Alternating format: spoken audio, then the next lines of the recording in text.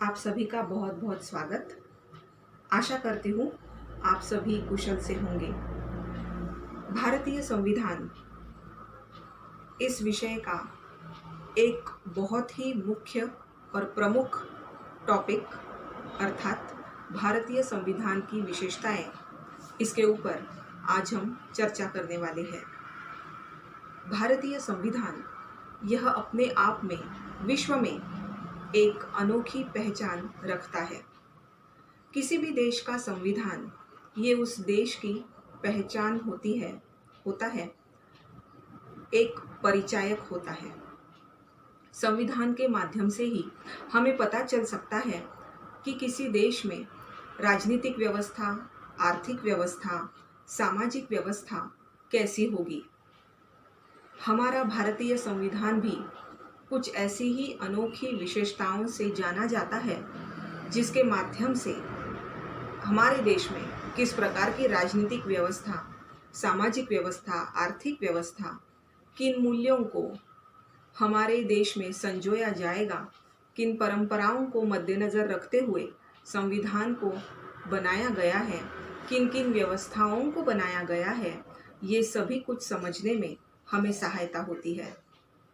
तो सर्वप्रथम हम ये जानते हैं कि किसी भी देश में संविधान क्यों आवश्यक है। संविधान अर्थात उस देश का एक मौलिक कानून होता है। मौलिक कानून, महत्वपूर्ण कानून। मौलिक कानून ऐसा कानून जो सर्वोपरि होता है, सर्वश्रेष्ठ होता है। ना उससे श्रेष्ठ कोई व्यक्ति होता है, ना कोई संस्था होती है। इसीलिए संविधान को उस देश का मौलिक कानून कहा जाता है। संविधान में क्या है? संविधान में वे सारे कानून हैं, वे सारे नियम हैं जिनके आधार पर किसी भी देश में शांतता, सुव्यवस्था तथा अनुशासन बना रहता है। इसी प्रकार भारत में भी एक अनुशासित व्यवस्था चलती रहे और एक कल्याणकारी राज्य की स्थापना हो सके, इसी उद्देश्य से इस संविधान की निर्मित की गई है। जिस प्रकार कोई भी खेल अगर हम खेलते हैं तो उस खेल के कुछ नियम होते हैं। उदाहरण के तौर पर क्रिकेट, ये खेल अगर हम खेल रहे हैं तो क्रिकेट का उदाहरण अगर लेंगे तो उसमें 11 खिलाड़ी होना आवश्यक है। एक पिच होती है जिसके बीच में खेल होता है। एक बैट्समैन होता है, बॉलर होता है, कुछ लोग फील्डिंग करते हैं। तो ये सारी रचना होती है। खेल के कुछ नियम होते हैं जिनके आधार पर ही खेल अगर खेला जाए तो ही खेल में मज़ा भी आता है और खेल खेलना अपने आप में एक अलग सीख भी देता है, अनुशासन भी उसमें रहता है। सामाजिक जीवन में भी, राजनीतिक जीवन में भी कुछ ऐसे ही नियमों की, कानूनों की आवश्यकता होती है। जो कानून अगर है तो ही अनुशासन संभव है। इन्हीं कानूनों को संविधान में स्थापित किया जाता है। इसीलिए संविधान महत्वपूर्ण है किसी भी देश की व्यवस्था को चलाने के लिए, किसी भी देश में सुशासन चलाने के लिए और एक कल्याणकारी राज्य की स्थापना करने के लिए। हमारे भारतीय संविधान की निर्मित जो की गई है वो भी इसी उद्देश्य से की गई है।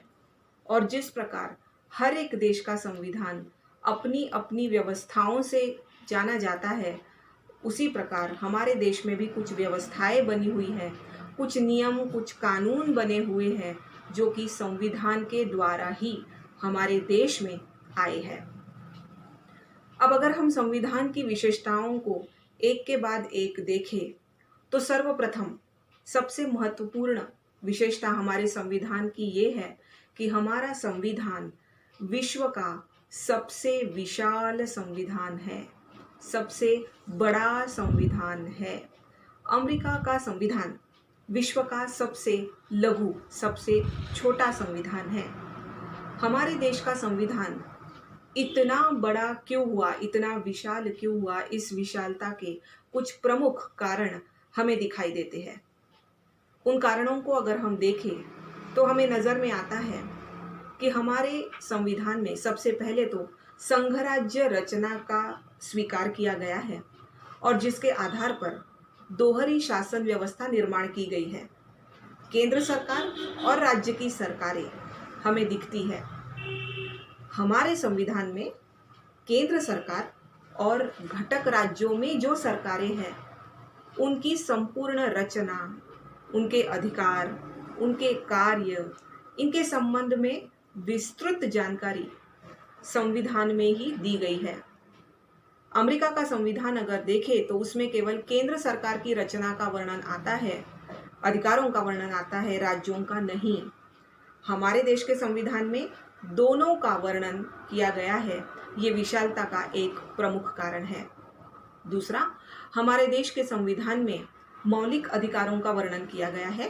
केवल मौलिक अधिकारों का ही नहीं, उसके साथ साथ मौलिक अधिकारों पर जो प्रतिबंध लगाए जा सकते हैं उनका भी निर्देश संविधान में ही किया गया है, जिसके लिए संविधान का पूरा एक भाग अर्थात संविधान का तीसरा भाग उसके लिए समर्पित किया गया है।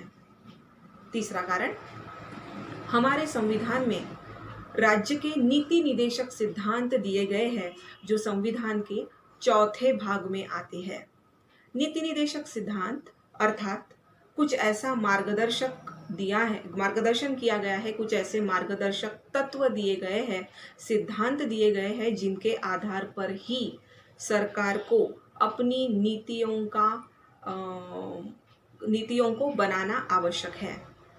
एक ढांचा, समाज रचना का, अर्थव्यवस्था का, राजनीतिक व्यवस्था का एक ढांचा संविधान निर्माताओं ने तो बनाया, लेकिन आने वाली सरकारें उसी व्यवस्था को बनाए रखें जो हमारे संविधान निर्माताओं का सपना था कि हमारा देश एक लोकतांत्रिक, लोक कल्याणकारी, जन कल्याणकारी राज्य बने। वो सपना पूर्ण हो, इसी उद्देश्य से संविधान के चौथे भाग में कुछ सिद्धांत दिए गए हैं जिन सिद्धांतों के आधारों पर आने वाली सरकारें नीतियां और कानून बनाती हैं। इसलिए बाकी विश्व के संविधानों में ये भाग काफ़ी कम संविधानों में हमें दिखता है, लेकिन हमारे संविधान का चौथा भाग इसके लिए समर्पित किया गया है।